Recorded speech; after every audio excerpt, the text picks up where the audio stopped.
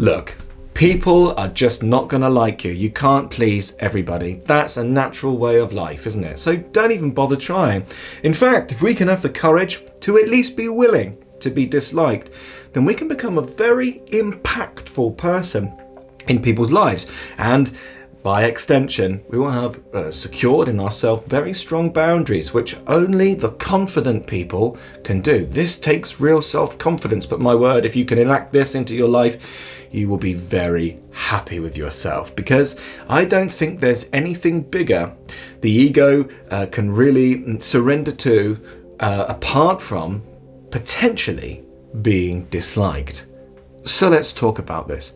Here's a few reasons why you may want to lean into being disliked once in a while. Now, we don't want you to be disliked and go out and chase that. No, it's just, if you're going to be impactful in your life, you need to at least have the potential to be able to be disliked in you. Otherwise, you're not going to have an impact in the people that you say you want to have an impact in, because you will allow their crap to continue, or their bull to carry on.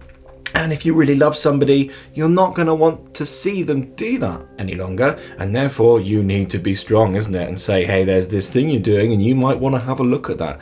And you know that you might be on the back end of some horrible comments or nastiness if you do say that. So it's important, and it is courageous, to at least be willing to be disliked. Number one, first reason why you should do this in your life is because it makes you unmanipulatable.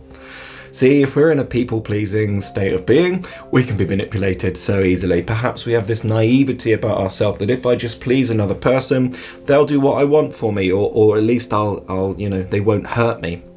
But this isn't true. You don't know who you're dealing with when you're dealing with people one-to-one. You could be dealing with a real predator, and your people-pleasing or your lack of desire for conflict can mean that you get abused. And this is important to recognize. If we have that essence of, that essence of edge inside of ourselves, where we're actually willing to be disliked, to put our foot down and say, that's unacceptable. This is like a superpower nowadays, isn't it? Because people don't want to do it. Second reason, it shows you can be a leader. Leaders are never liked all of the time. I think of Margaret Thatcher, who was the Prime Minister of the UK. And she did some things that people really didn't want to do. Now, I'm not going to get into the political side of it and talk to you about whether I agree or disagree with what she did, but she was willing to be disliked, and that's the sign of a good leader.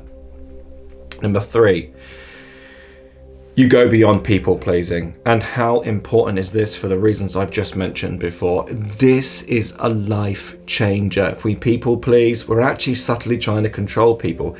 It's weakness and fear manifesting itself as pleasantries. And in fact, it's not. It's highly toxic.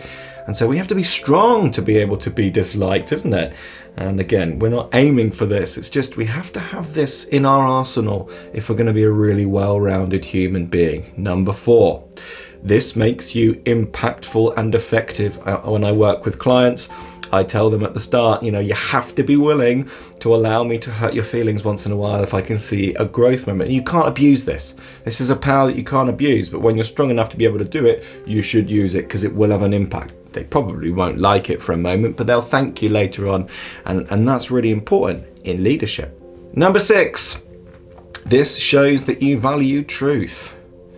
Because perhaps you've seen in the people that you relate with, of course, you want the best for them in their life, right? And they might be leaning into excuses, but you love them so much that you can tell them how it really is. That's strength, isn't it? And that will gain people's respect so long as they take it in the right way. But that's completely up to them. And that's why it's courageous to be willing to be disliked, because it means you're going to say your truth. And that's going to be important for you and for them, should they wish to take it on. Now, they can have a wonky reaction to you, and that's fine. That's their karma. The buck stops with them. Finally, it shows that you are courageous. And that's somebody that I want fighting in my corner. I want a friend that's willing to challenge me. I want a friend that's willing to cut through my BS and give me exactly what it is that I need. Of course, with compassion, because truth without compassion isn't really truth. And we're not talking about going hyper aggressive on people. No, that's not this.